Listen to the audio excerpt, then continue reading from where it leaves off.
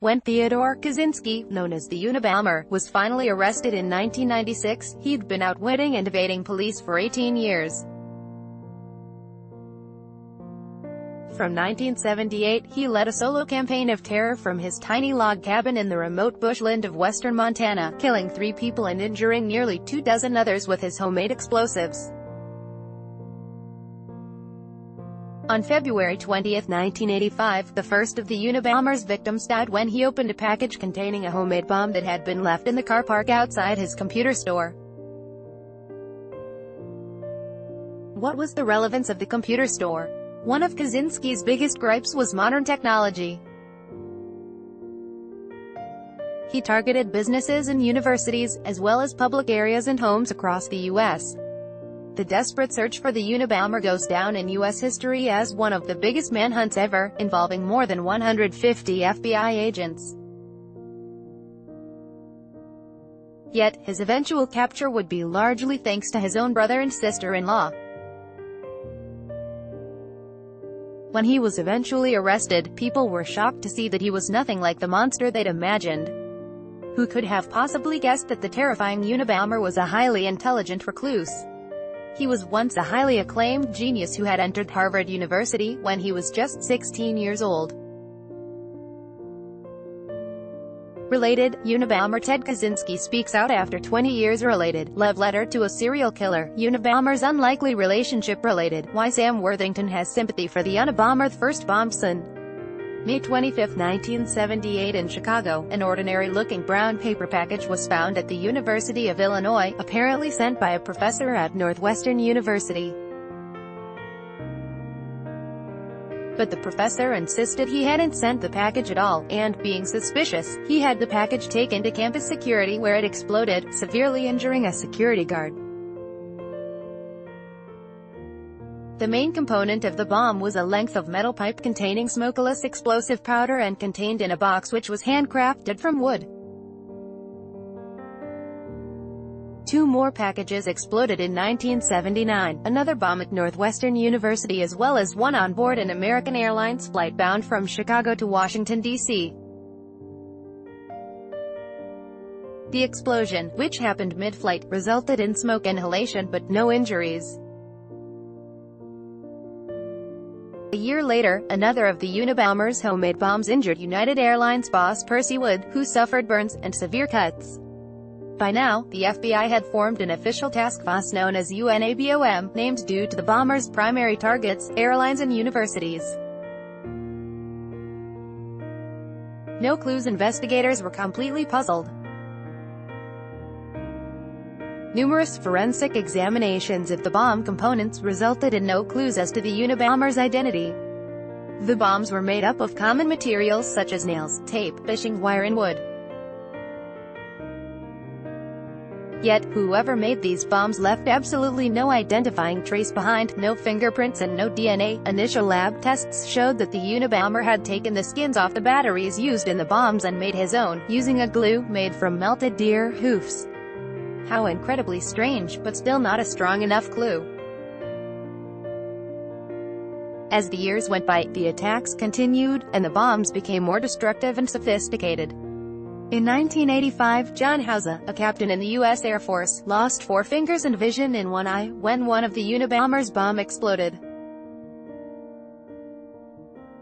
On the 11th of December 1985, another bomb exploded at a computer store in Sacramento, California, killing the store owner Hugh Scruton, the first victim to die of his wounds. The bomb that killed Scruton was also handcrafted and made with wooden parts.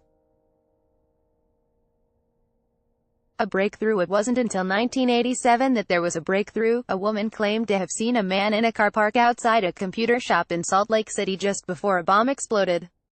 A police artist created a sketch of a man with a mustache, wearing a hooded top and aviator sunglasses.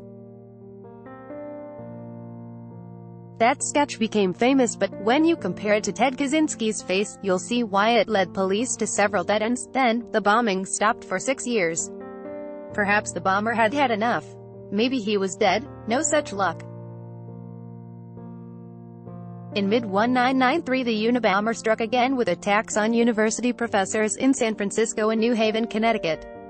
This was followed by more fatal attacks. On the 10th of December 1994, advertising executive Thomas Mosser was killed in New Jersey, and timber industry lobbyist Gilbert Murray was killed in Sacramento on the 24th of April 1995, just 2 days after the infamous Oklahoma City bombing by Timothy McVeigh, which killed 168 people. The Unabomber Manifesto. The Unabomber came a huge step closer to revealing his true identity when, in June 1995, he sent a manifesto to major U.S. newspapers including the New York Times and the Washington Post.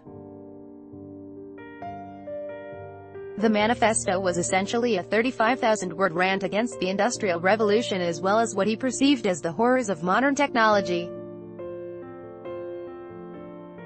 Officially, U.S. law doesn't give terrorists a public voice, but, in this case, both U.S. Attorney General Janet Reno and FBI Director Louis Freeh decided it was in the public's best interest to publish the Unabomber's words. They reasoned that the move might lead to somebody recognizing the bomber's rants. The Unabomber's family. The decision to print the manifesto paid off immediately. Linda Patrick contacted police to tell them the Unabomber's manifesto was very similar to letters her husband, David, had once received from his older brother Ted. She told them the brothers are no longer in contact. Letters to David included a 23-page essay in which he raged against the modern world. Ted had written, "Technology has already made it impossible for us to live as physically independent beings." This was very similar to the tone of the manifesto. David Kaczynski told ABC News in 2016, "I thought I was going to read the first page of this, turn to Linda and say, 'See, I told you so.'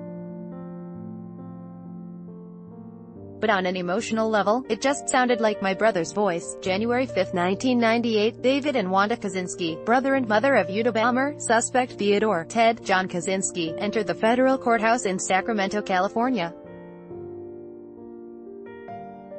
Source: